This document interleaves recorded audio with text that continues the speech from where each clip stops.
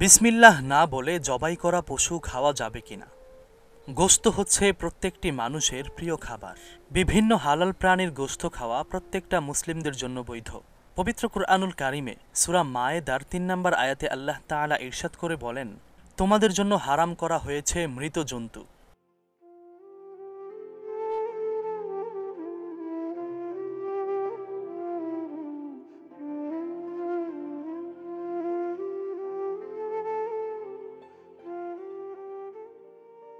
মৃত জন্তুর গোশত তোমাদের জন্য হারাম করা হয়েছে। প্রবাহমান রক্ত, শূকরের গোশত, আল্লাহ তাআলা ব্যতীত অন্য কারো নামে জবাইকৃত প্রাণীর গোশত, শ্বাসরোধে মৃত জন্তু, আঘাতে মৃত জন্তু, পড়ে গিয়ে মৃত জন্তু, অন্য পশুর শিঙের আঘাতে মৃত জন্তু এবং হিংস্র পশুর খাওয়া জন্তু।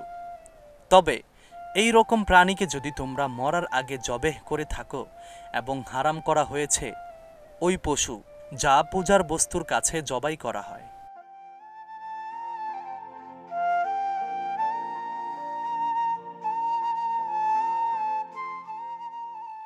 ইসলাম বলে যে সকল পশু পাখির গোশত খাওয়া বৈধ, ওগুলো যেমন তেমন ভাবে মেরে খাওয়া যাবে না, বরং এমনভাবে জবাই করে খেতে হবে যেন নাপাক রক্ত পশুর শরীর থেকে বের হয়ে যায় এবং জন্তুরও কোনো রকম কষ্ট না হয়।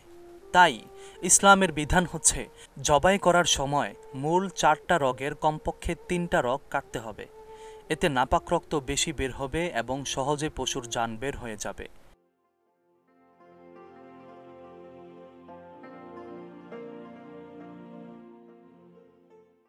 চিকিৎসা বিজ্ঞান স্বীকার করেছে যে গোশত খেয়ে সুস্থ থাকার জন্য ইসলামী জবেহ পদ্ধতির বিকল্প কোনো পদ্ধতি হতে পারে না। যে কোনো পশু জবাইয়ের সময় বিসমিল্লাহ বলা ওয়াজিব। ইচ্ছাকৃত বিসমিল্লাহ বলা ছেড়ে দিলে সেই পশু খাওয়া হারাম হয়ে যাবে। কেননা আল্লাহ তাআলা পবিত্র কুরআনুল কারিমে সূরাত আনআমের 121 নম্বর আয়াতে ইরশাদ করে বলেন, যেসব জন্তুর উপর আল্লাহ তাআলার নাম উচ্চারিত হয়নি সেগুলো থেকে বক্ষণ করো না। এই বক্ষণ করা গুনাহের কাজ। তবে ভুলে বিসমিল্লাহ ছুটে গেলে জবাই সহি হয়ে যায়। বিসমিল্লাহ ভুলে যাওয়ার কারণে জবাইকৃত পশু পাখি হারাম হয়ে যায় না।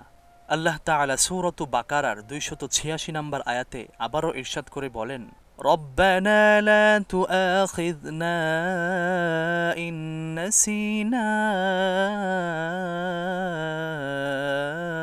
আও আখতানা।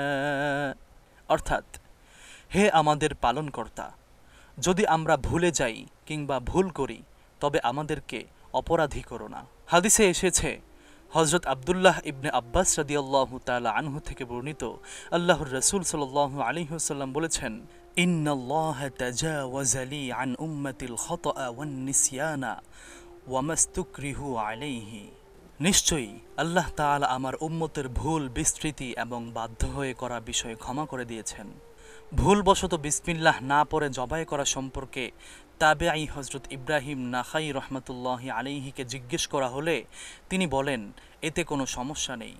সুতরাং যখনই আমরা হালাল কোনো বস্তু জবাই করব তখন আমরা বিসমিল্লাহ সহকারে জবাই করার চেষ্টা করব। আল্লাহ তাআলা আমাদের সকলকে সঠিক বুঝ দান করুন। আমিন।